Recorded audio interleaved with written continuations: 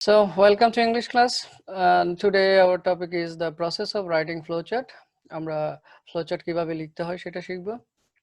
This is Mohammad Qudrati Khuda, Assistant Professor, Department of English, Dr. Mahbubur Rahman Molla College, Dhaka. ফ্লোচার্টটা কি? আসলে এটা আমাদের passage 2 তে থাকে, 2 নম্বর প্রশ্নে থাকে। ফ্লোচার্ট সাধারণত হয়ে থাকে ক্যারেক্টারিস্টিক চরিত্রের উপর বা সোর্স, ন্যাচারাল বিউটি, এলিমেন্টস, উপাদান, প্রকারভেদ, তোমার টাইপস, পদ্ধতি, প্রসেস, উপকারিতা, মেরিটস, অপকারিতা, ডিমেরিটস, ফলাফল, রেজাল্ট, কজ এন্ড ইফেক্ট ইত্যাদির উপর আমাদের ফ্লোচার্ট করতে বলা হয়। এখন ফ্লোচার্টগুলা প্রথমে তো আমরা মনে রাখবো, সর্বোচ্চ চেষ্টা করব পয়েন্টস এবং ফ্রেজে ব্যবহার করা। দেখবেন যে অ্যান্সার শিটও সেন্টেন্স আকারে ফ্লোচার্ট দিছে, এরকম যদি নজরে আসে অবশ্যই আমাকে ইনফর্ম করবেন, কারণ আমরা ফ্লোচার্ট কখনোই সেন্টেন্সে বা ক্লজে লিখব না, আমরা ফ্রেজ অথবা পয়েন্টসে লিখব। আর আজকে শিখবো কিভাবে ফ্রেজ বানাতে হয়, কিভাবে ফ্রেজ পয়েন্টস আকারে লিখতে হয় সেটা শিখবো। আর কি ধরনের ফ্লোচার্টে কিরকম হয়, যেমন ক্যারেক্টারিস্টিক যদি চায় তার উপর যদি ফ্লোচার্ট লিখতে বলে আমরা কিরকম লিখবো, ন্যাচারাল বিউটির উপর হলে কিরকম লিখবো, এলিমেন্টসের উপর, টাইপসের উপর হলে, প্রসেস, মেরিটস, ডিমেরিটস এবং রেজাল্টের উপর হলে কি ধরনের ফ্লোচার্ট কিভাবে লিখতে হয় সেটা শিখবো। আশা করি মনোযোগ সহকারে ক্লাসটি করবে। ফ্লোচার্টে লিখতে হলে আমাদের কিছু জিনিস মাথায় রাখতে হবে। একটা হলো যে article, V verb and unnecessary words যেগুলো আছে এগুলো টু বি অ্যাভয়েডেড, এগুলোকে বর্জন করতে হবে। কি বর্জন করতে হবে? Article, V verb and unnecessary words two be avoided, এদেরকে বর্জন করতে হবে। তাহলে এমনি কমে যাবে, শর্ট হয়ে যাবে, তখন ক্লজ থেকে বা সেন্টেন্স থেকে সেটা একটা ফ্রেজে রূপান্তরিত হবে। টিপস 1টা দেখে, যদি টাইপস বা ক্যারেক্টারিস্টিক এইরকম কোনো ফ্লোচার্ট দিল যেটা দ্বারা ক্যারেক্টারিস্টিক বা টাইপস বোঝায়, এই ধরনের ফ্লোচার্টে আমরা সাধারণত অ্যাডজেক্টিভ বা নাউন দিয়ে ফ্লোচার্টটা তৈরি করব। কি দিয়ে তৈরি করব? অ্যাডজেক্টিভ বা নাউন। ফর এক্সাম্পল, তোমাকে বলা হলো make a flowchart showing a different aspect of a successful entrepreneur, একজন সফল উদ্যোক্তার কি কি দিক থাকে এর উপরে একটা ফ্লোচার্ট করো। তাহলে আমরা কিভাবে করব? খেয়াল করবো যে টাইপস বা ক্যারেক্টারিস্টিক হলে কি করতে হবে? অ্যাডজেক্টিভ বা নাউন দিয়ে সাধারণত লিখতে হয়। তাহলে প্রশ্নটা কি? Showing different aspect of a successful entrepreneur. তাহলে কিভাবে করব আমরা? প্রথমে একটা টাইটেল দিব, সর্বক্ষেত্রে এটা প্রযোজ্য, খালি সাবজেক্টটা চেঞ্জ করে লিখবা। যেমন এখানে বলা আছে flowchart showing different aspect of a successful entrepreneur is given below. এই যে অন্য ফ্লোচার্টে অন্য যা চাবে এই সাবজেক্টটা চেঞ্জ করে দিয়ে বাকি টাইটেলটা ঠিক থাকবে। আমরা 6টা বক্স করব। 6টা বক্স করার পরে একটা তো দেওয়াই থাকবে ক্লু হিসাবে, আর বাকি 5টা তথ্য আমরা ওই বক্সগুলোতে ইনপুট করব। বক্সগুলো অবশ্যই সুন্দর হতে হবে, অ্যারো ফলোড বাই অ্যারো চিহ্ন, অ্যারো চিহ্নটা দিতে হবে, নাম্বারিং করতে হবে 1 2 3 4 5 6, পাশাপাশি করা যায়, টপ টু ডাউন, উপর থেকে নিচেও করা যায়। আমরা দুইটাই দেখব আজকে। নাম্বারিং অবশ্যই করতে হবে, তারপর কি করতে হবে? অ্যারো চিহ্ন দিতে হবে, বক্সগুলো যেন সুন্দর হয়, এক পেজে যেন হয়, এক রতে যেন হয়। ধরো এই পাশাপাশি করলে অনেক লম্বালম্বি হবে, বেশি তথ্য থাকলে লম্বালম্বি হবে, কিন্তু দ্বিতীয় রতে আসা যাবে না, তাহলে ফ্লো থাকবে না। হ্যাঁ, আচ্ছা এখানে আমি একটু বলি, তার মানে কি একজনের অ্যাসপেক্ট অফ সাকসেসফুল এন্টারপ্রেনারটা কি? একজন সফল উদ্যোক্তার দিকগুলো কি কি? ক্রিয়েটিভিটি ধরো দেওয়া থাকলো, তার সৃজনশীলতা থাকতে হয়, এনথুজিয়াজম উদ্যমী হতে হয়, কারেজ সাহস থাকতে হয়, স্যাক্রিফাইস তাকে আত্মত্যাগ করার মতো মন মানসিকতা থাকতে হয়, অনেস্টি তার সততা থাকতে হয়, স্কিল থাকতে হয়। এই জিনিসগুলো যদি থাকে তাহলে it's sure that he can B a successful entrepreneur. তো এরকম আমাদের প্যাসেজ থেকে দেওয়া থাকবে, আমি এখানে কোশ্চেন থেকে বোঝানোর জন্যই বললাম। আমরা প্যাসেজ থেকে কিভাবে করতে হয় সেটাও দেখব। তো যে ক্লুটা দেওয়া থাকে তারপর থেকে আমরা 5টা পরপর তথ্য নিয়ে সেই 5টা বক্স ফিল আপ করবো। সোর্স, যদি আগেরটা বলছিলাম ক্যারেক্টারিস্টিক, মানে তোমার চরিত্র বা টাইপস, প্রকারভেদ, আর এখন হলো যদি এরকম ফ্লোচার্ট থাকে যেখান থেকে উৎসের উপর বা ন্যাচারাল বিউটি, প্রাকৃতিক সৌন্দর্য বা এলিমেন্টস, কোনো এলিমেন্টসের উপর, তখন আমরা ওগুলোকে নাউন ফ্রেজ দিয়ে করতে পারি। কি দিয়ে করব? নাউন ফ্রেজ দিয়ে এই ফ্লোচার্টটা বানানো যায়। যেমন একটা flowchart, make a flowchart describing Hakaluki Haor. এখন আমরা এই হাকালুকি আওয়ার সম্পর্কে বর্ণনা করো। A flowchart describing Hakaluki Haor is given below. এখানে একই জাস্ট সাবজেক্টটা চেঞ্জ আর ইজ গিভেন বিলো, এই টাইটেলটা ঠিক থাকবে। এরপরে দেখো নাম্বারিং ঠিক আছে, 1 2 3 4 5 6, 6টা নাম্বারিং করতে হবে, 6টা ফ্রেজে আমরা লিখছি, নাউন ফ্রেজ দিয়ে লিখছি। দেখো প্রথমটা দেওয়া আছে কমপ্লেক্স ইকোসিস্টেম, এটা একটা কমপ্লেক্স ইকোসিস্টেম। তারপরে মোর দেন 238 ইন্টারকানেক্টিং বিলস অ্যান্ড জলমহল, 238টা ইন্টারকানেক্টিং জলাশয় বা বিল আছে। One of the major wetlands of Bangladesh, বাংলাদেশের অন্যতম একটা জলাশয়। An important source of fisheries and resources, এটা মাছের অন্যতম একটা উৎস। ইকোলজিক্যালি ক্রিটিক্যাল এরিয়া, বাস্তুসংস্থানের দিক থেকে এটা একটা খুবই গুরুত্বপূর্ণ এলাকা। Land area of 18,386 hectare, 18,386 hectare এলাকা নিয়ে এটা বিস্তৃত। তার মানে হাকালুকি আওয়ার সম্পর্কে তোমার যে জিনিসগুলো চাওয়া হয়েছে, যে ডিসক্রাইবিং বর্ণনা করতে বলা হয়েছে, আমরা মোটামুটি নাউন ফ্রেজ দিয়ে সবগুলো বর্ণনা করতে পেরেছি।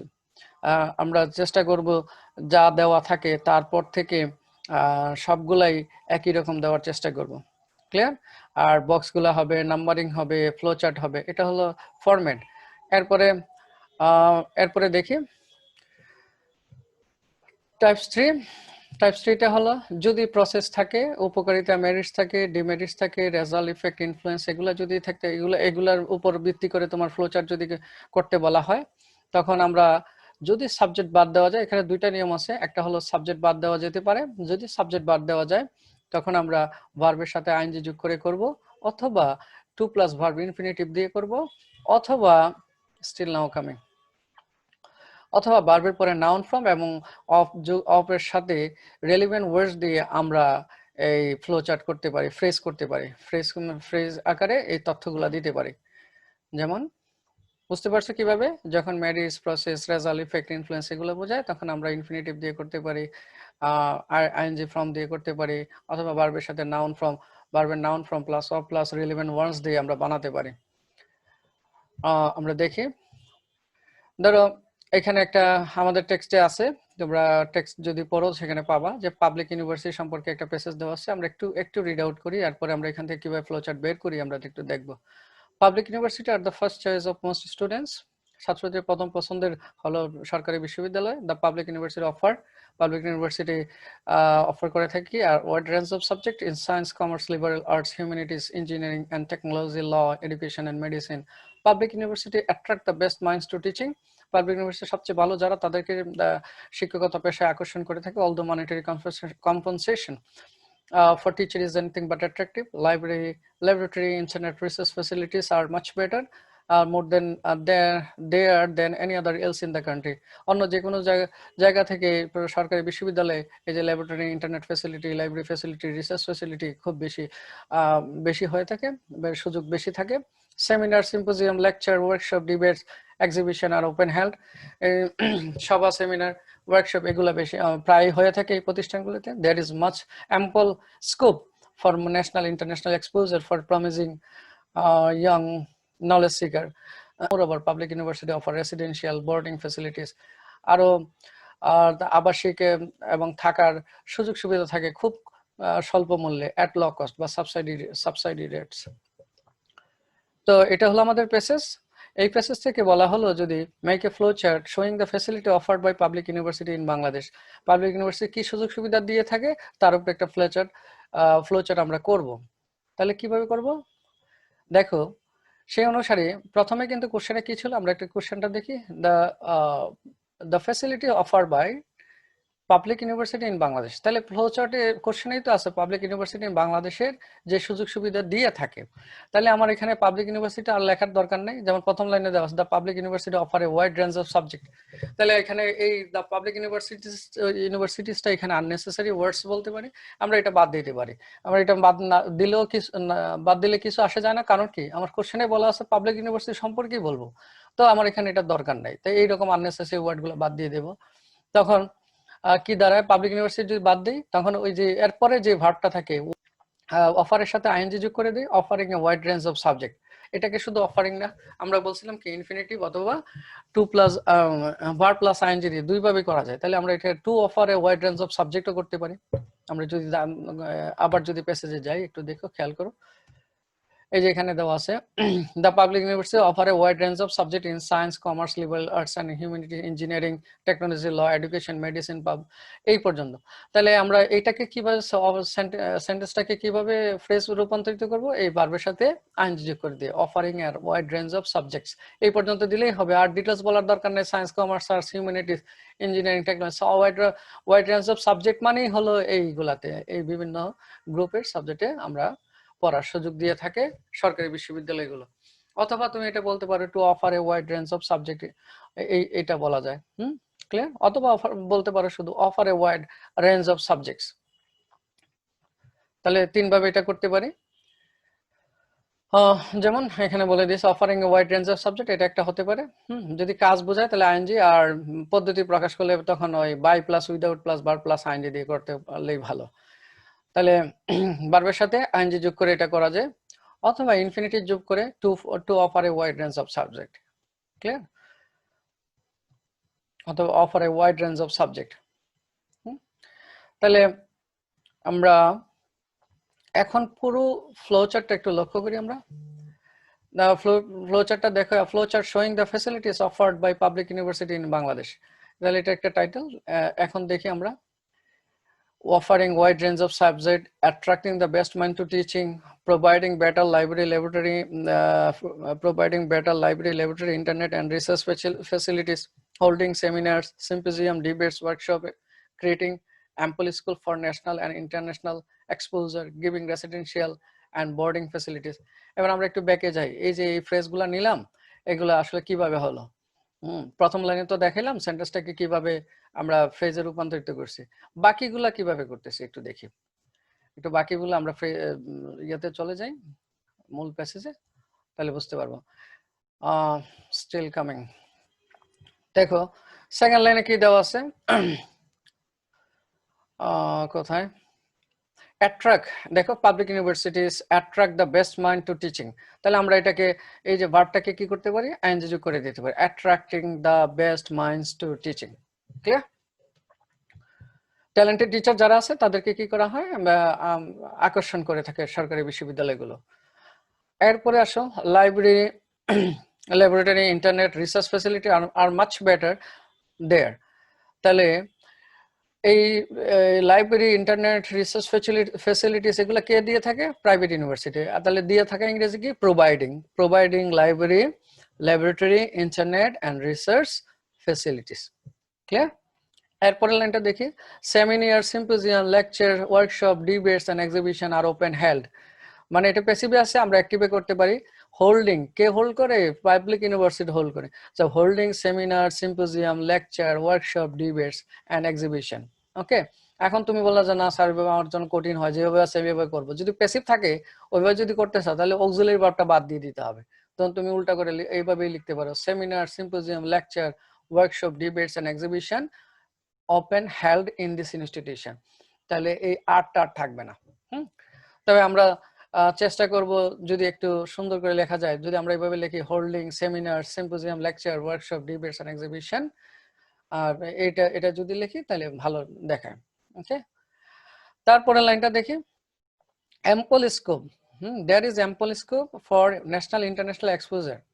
হ্যাঁ, তাহলে এইখানে আমরা কি করতে পারি? ক্রিয়েটিং মানে সৃষ্টি করে, মানে তৈরি করে, কিসের? Ample scope for national international exposure for promising young knowledge seekers.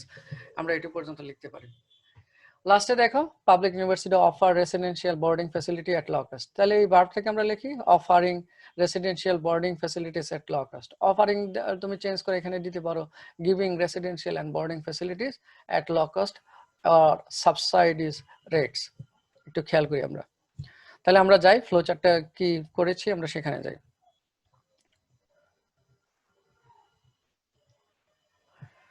তাহলে ওই যে ভার্বের সাথে আইএনজি যোগ করে attracting the best minds to teaching, তারপরে এরপরে কি দিয়েছি?